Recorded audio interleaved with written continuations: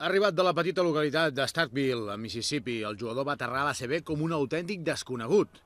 Latavius Williams, però, comença a ser ja conegut perquè està jugant millor, però ell assegura que encara pot donar més.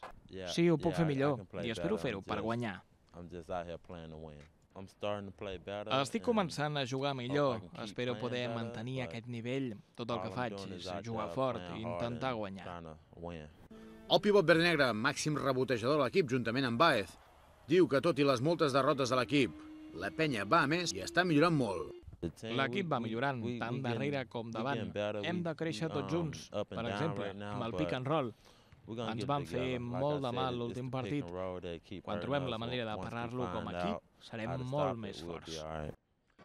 D'altra banda, el club té la intenció de renovar-lo, tot i que el jugador ja va descartar aquest estiu signar un acord per 2 temporades en lloc d'una, com ho va fer finalment. Al seu cap, Williams només hi té la NBA.